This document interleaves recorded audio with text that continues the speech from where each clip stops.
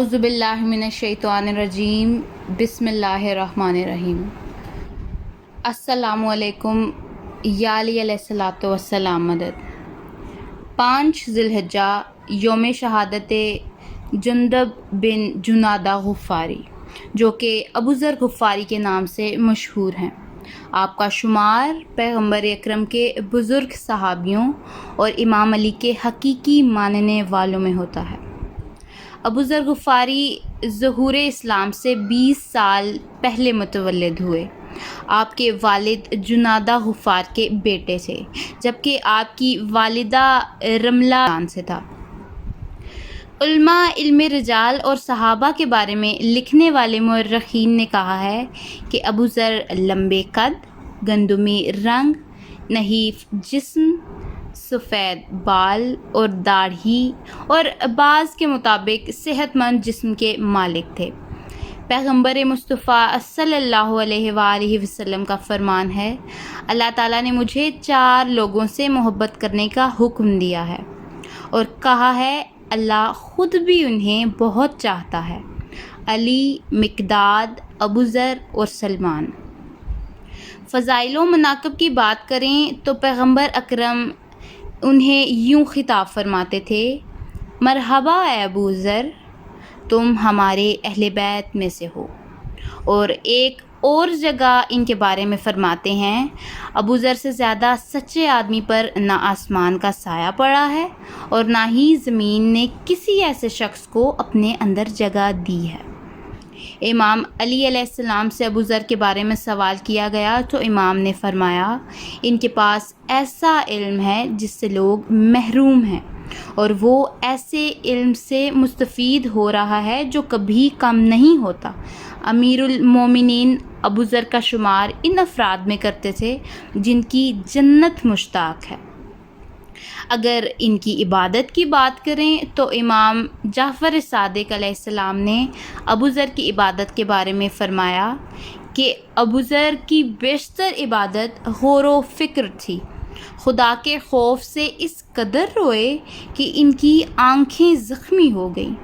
امام جعفر صادق علیہ السلام نے ایک اور روایت میں فرمایا ہے کہ ابو ذر کہتے ہیں کہ مجھے 3 ایسی چیزیں ملیں جنہیں لوگ ناپسند کرتے ہیں، میں ان کو پسند کرتا ہوں: موت، غربت، بیماری۔ امام نے اپنی گفتگو جاری رکھتے ہوئے فرمایا: ابو ذر کا مطلب یہ ہے کہ موت خدا کی اطاعت میں اس زندگی سے بہتر ہے جس میں خدا کی معصیت ہو، اور بیماری خدا کی اطاعت میں اس صحت سے بہتر ہے جس میں خدا کی نافرمانی ہو، اور غربت خدا کی اطاعت میں اس امیری سے بہتر ہے جس میں خدا کی معصیت ہو۔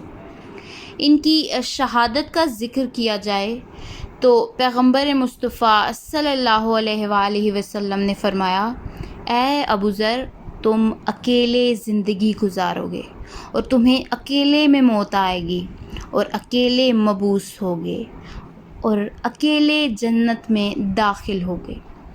عراق کے وہ لوگ تمہاری وجہ سے خوش قسمت ہوں گے جو تمہیں غسل و کفن اور دفن کریں گے۔ ابو ذر کا ربضہ کی جانب جلا وطنی کے بعد امام علی علیہ السلام کا خطاب: اے ابو ذر، تمہارا غصہ خدا کی خاطر تھا، لہٰذا اسی ذات پر امید رکھو۔ یہ لوگ اپنی دنیا میں تم سے خوف زدہ ہیں اور تم کو اپنے دین کی خاطر ان سے ڈر ہے، لہٰذا جس چیز کی خاطر وہ تم سے ڈرتے ہیں وہ چیز ان کے لیے چھوڑ دو، اور جس کی وجہ سے تم ان سے ڈرتے ہو اس کو ان سے دور لے جاؤ۔ تم نے جس کام سے ان کو روکا ہے ان کو اس کی کتنی ضرورت ہے، اور تم کتنے بے نیاز ہو اس سے جس سے وہ تمہیں روکتے ہیں۔ تمہیں بہت جلد پتہ چل جائے گا کہ کل اس ذات کا نفع کس کو ملے گا، اور جس کو اس کا زیادہ نقصان ملے گا وہ کون ہوگا؟ اگر آسمانوں اور زمین کو کسی انسان کے لیے بند کیا جائے لیکن وہ خدا سے ڈرے، اس کے لیے وہ دونوں کھلے ہیں۔ خدا خود تمہارا مونس اور مددگار ہے، اور سوائے باطل کے تمہیں نہیں ڈرا سکے گا۔ اگر تم ان کی دنیا کو قبول کرتے وہ تم سے دوستی کرتے، اور اگر ان کی خاطر قرض لیتے تو ان کو سکون ملتا۔ ابو ذر ذی الحجہ سن 32 ہجری اور حضرت عثمان کے دور خلافت کے زمانے میں ربضہ میں اس دنیا سے رخصت ہوئے۔ ابن کثیر لکھتا ہے وفات کے وقت ان کی بیوی اور بچوں کے علاوہ کوئی ان کے پاس موجود نہ تھا۔ خیر الدین کہتا ہے ابو ذر اس حال میں دنیا سے گئے کہ گھر میں انہیں کفن دینے کے لیے کچھ نہ تھا۔ بیان ہوا ہے کہ ابو ذر کی بیوی ذر روتے ہوئے کہتی ہیں تم جنگل میں مر جاؤ گے اور میرے پاس کفن دینے کے لیے کوئی کپڑا تک نہیں۔ تو ابو ذر کہتے تھے تم رونا مت بلکہ تم خوش رہو، کیونکہ ایک دن رسول خدا نے تم لوگوں کے درمیان جہاں میں بھی موجود تھا فرمایا تم میں سے ایک فرد جنگل میں اس دنیا سے جائے گا اور مومنین کی ایک جماعت اسے دفن کرے گی، اور اب وہ تمام لوگ جو اس وقت میرے ہمراہ اس محفل میں تھے وہ شہر میں اور تمام لوگوں کے سامنے اس دنیا سے رخصت ہوئے ہیں، اور اس سے معلوم ہوتا ہے کہ جو کچھ پیغمبر نے فرمایا تھا وہ میرے ہی بارے میں فرمایا تھا۔